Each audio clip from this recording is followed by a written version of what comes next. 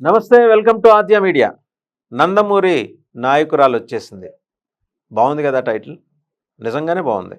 ఎందుకంటే నారా బ్రాహ్మణి గారు, సో బాలకృష్ణ గారి కుమార్తె, అటు నందమూరి వారసురాలు, ఇటు నారావారి కోడలు. తనేంటో ఫస్ట్ మీడియాని అడ్రస్ చేసినప్పుడే చెప్పేసింది.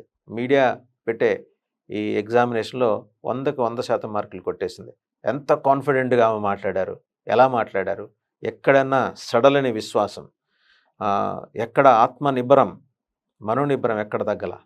ఒక సంక్షోభ సమయంలో ఆమె ఎంట్రీ ఇచ్చారు. ఒక గృహిణిగా, ఒక బిజినెస్ ఎంటర్ప్రెన్యూర్గా ఆమె తను ఆల్రెడీ ప్రూవ్ చేసుకున్నారు. ఒక బిడ్డకు తల్లిగా, అలాగే మరి బాలకృష్ణ గారి డాటర్గా, మరి నారా లోకేష్ తెలుగుదేశం పార్టీ జాతీయ ప్రధాన కార్యదర్శి వారి భార్యగా, అండ్ అత్తగారు, మేనత్త భువనేశ్వరి గారికి ఎంత భరోసా ఇచ్చారు. Sir, that should be the spirit. ఒక కుటుంబానికి కష్టం వస్తే ఆ కుటుంబం సమిష్టిగా దాన్ని ఎలా ఎదుర్కొంటుందనే దానికి సంకేతంగా ఇవాళ బ్రాహ్మణి గారి గురించి మనం చెప్పుకోవాలి. వెల్ ఎడ్యుకేటెడ్, ఎక్కడ ఆవిడ బాలకృష్ణ గారి ట్యాగ్ ఎక్కడ ఉపయోగించుకోవాలా. తన చదువేదో ఆమె చదువుకుంది, తన కష్టమేదో ఆమె పడింది, ఉన్నత విద్యాభ్యాసం చేసింది, గమ్మునొచ్చింది, బిజినెస్ చేపట్టింది, సక్సెస్ఫుల్ ఉమెన్గా చూపించింది. నారా లోకేష్ ఆయన ప్రతి అడుగు వెనక తను నిలబడి వెన్నుతట్టి ప్రోత్సహించి ముందుకు నడిపింది. ఈరోజు యువగళంలో ఆయన 50% పూర్తి చేసుకోగలిగారంటే that is because of the support from Brahmani garu. అది అందరం సపోర్ట్ చేయాలి. చంద్రబాబు నాయుడు గారి కేసు వచ్చిన తర్వాత, ఆయన అరెస్ట్ అయ్యి జైల్లో ఉన్న తర్వాత ఆ కుటుంబంలో ఒక అలజడి ఉంటుంది, సహజం. 73-74 ఏళ్ళు ఆయన పెద్ద ఆయన జైల్లో ఎలాంటి వసతులు ఉంటాయో, ఆ వయసులో ఉండాల్సిన నీడ్స్ అక్కడ సమకూరుతాయో లేదో. జైలు నిబంధనలు చాలా డిఫరెంట్గా ఉంటాయి, అందరికీ ఒకే రకంగా ఉంటాయి.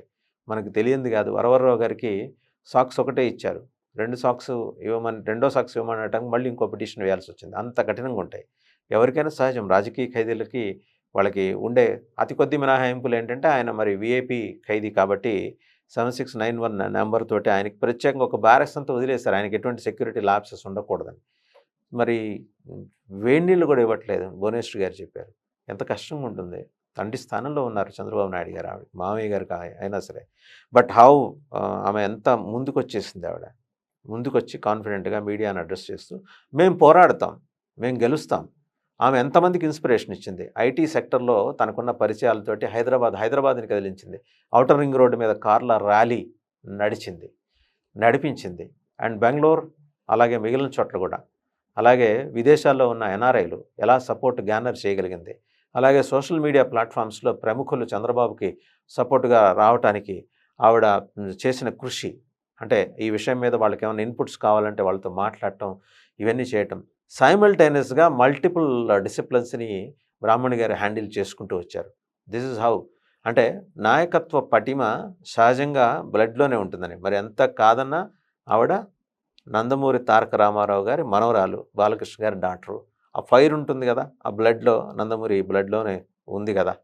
సో మహిళా లోకానికి, మహిళా శక్తికి నందమూరి తారక రామారావు గారు ఎంత ప్రాధాన్యం ఇచ్చారో ఇదొక్క నిదర్శనం చాలు. మరి తాతగారిని అతి చిన్న వయసులో ఆమె చూసి ఉండొచ్చు కాక, వారి నుంచి ఏమి ఇన్స్పిరేషన్ ఆవిడ తీసుకుంది అనేది ఇక్కడ మనం గమనించాలి. సో మహిళలకి ఆస్తిలో సమాన హక్కు ఇవ్వడంతో పాటు ధైర్యంలో కూడా సమానమైన వ్యవస్థను ఆయన క్రియేట్ చేయగలిగారు. అది ఈరోజు మనం బ్రాహ్మణి కళల్లో చూడొచ్చు. ఎంత కాదన్నా చంద్రబాబు నాయుడు గారి సతీమణి, ఆవిడ ఎంతో ధైర్యంగా నిబ్బరంగా ఉన్న మనిషి మూవ్ అయ్యారు, కదిలారు.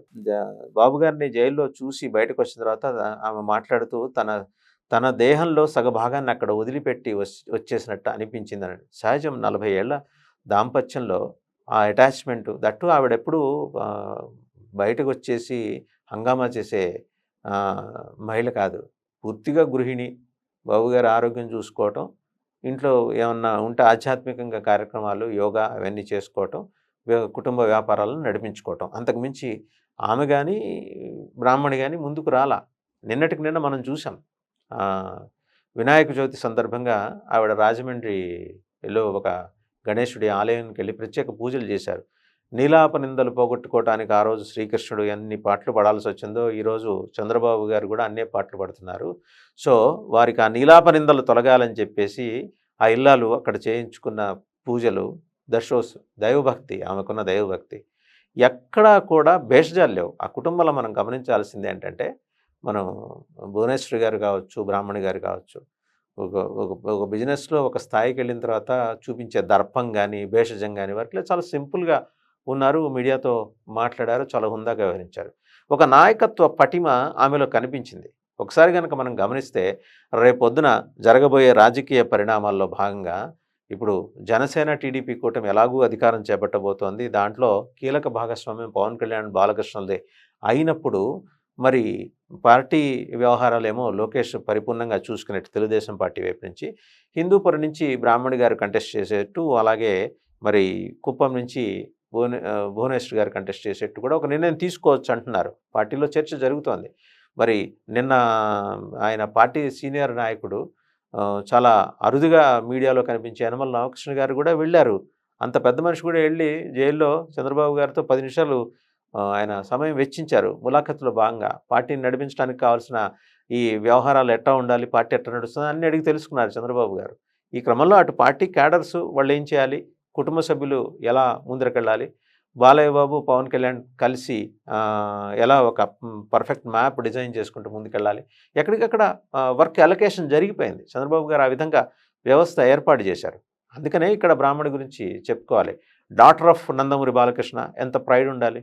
ఇంటర్మీడియట్లో 2% 96% వచ్చిందని ఆవిడ రీవాల్యుయేషన్కి వెళ్ళారు. వెళ్ళి వాల్యుయేషన్ చేయించుకొని 98% కాంప్రమైజ్ కాల. ఉన్నత విద్యలు చదువుకున్నారు.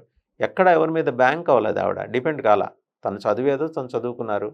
తర్వాత పెళ్ళి, లోకేష్ బాబుతో పెళ్ళి, తర్వాత కుమారుడు పుట్టడం, మరి గృహిణిగా ఆ బాధ్యతలు చూసుకుంటూ పసిపిల్లాడిని పెంచుకోవటం, మళ్ళీ బిజినెస్ చూసుకోవటం, మరో పక్క ఇవాళ ఒక అనివార్యత బ్రాహ్మణ్ణి ఈ ప్లాట్ఫామ్ మీదకి తీసుకొచ్చింది, పొలిటికల్ ప్లాట్ఫామ్ మీదకి. ఆవిడ నిలబడ్డారు. నిస్సందేహంగా ఆమె రేపు పొద్దున తెలుగుదేశం పార్టీని లీడ్ చేయాల్సిన సందర్భం వస్తే ఆవిడ లీడ్ చేస్తారు. ఎందుకంటే ఇప్పుడు ప్రభుత్వంలో కీలక బాధ్యతలు, ప్రభుత్వ వ్యవస్థ నిర్మించడానికి బాలయ్య బాబు తన ఎనర్జీస్ అన్నీ ఆయన డెడికేట్ చేస్తారు. మరి హిందూపురం నుంచి రిప్రజెంటేషన్ ఉండాలి కదా. బాలయ్య అంటే ఎట్లాగైనా ఆయన వస్తారు. రేపొద్దున గవర్నమెంట్ ఫామ్ అయిన తర్వాత కీలకమైన స్థానంలో ఆయన ఉంటారు. మనం దాన్ని డిస్మిస్ చేసే అవకాశం లేదు. పవన్ కళ్యాణ్, బాలయ్య రేపొద్దున ఏర్పడబోయే ప్రభుత్వానికి 2 కళ్ళులాగా వ్యవహరిస్తారు. లోకేష్ పూర్తిగా పార్టీ సమన్వయ బాధ్యతలు చూసుకుంటారు. కేంద్రంతో ఎలా వ్యవహారాలు నడపాలని. చంద్రబాబు గారు జాతీయ రాజకీయాల్లో ఉన్నతమైన స్థానంలోకి వెళ్ళబోతున్నారు. దానికి ఒక సంక్షోభం వచ్చిందంటే దాని తర్వాత విజయానికి దీన్ని సూచికగా చూడాలనే ఒక పాజిటివ్ మైండ్ సెట్ తోటి తెలుగుదేశం క్యాడర్స్, లీడర్స్ కూడా నడుస్తున్నారు. సరే, మీకు ఎక్కడైనా కలుపు మొక్కలు ఉంటాయి, తెలుగుదేశంలో కూడా ఉన్నారు. అలాగే ఆ కలుపు మొక్కలకి కొన్ని మీడియా సంస్థలు కూడా తోడవుతాయి. ఈ జనసేన, టీడీపీ మైత్రిని చెదరగొట్టడానికి ప్రయత్నాలు చేస్తూ ఉంటాయి. బట్ ఈసారి చంద్రబాబు గారు అటువంటి వాటికి ఏటిపి ఈల్డ్ కారు.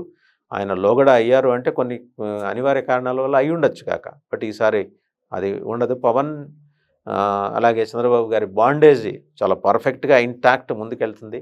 అండ్ బ్రాహ్మణి గారు అటు మీడియా కాన్ఫరెన్స్ని అడ్రస్ చేయడం, ఇటు క్యాండిల్ ర్యాలీ తర్వాత మాట్లాడటం, ఇవన్నీ చూసిన తర్వాత ఆమెలోని నాయకత్వ లక్షణాలు చాలా స్పష్టంగా మనకి అందరికీ అర్థమయ్యాయి. కాబట్టి she is going to emerge as a major force in TDP అనేది ఎస్టాబ్లిష్ అవుతోందని చెప్పేసి చాలామంది పొలిటికల్ పండిట్స్ అంటున్నారు.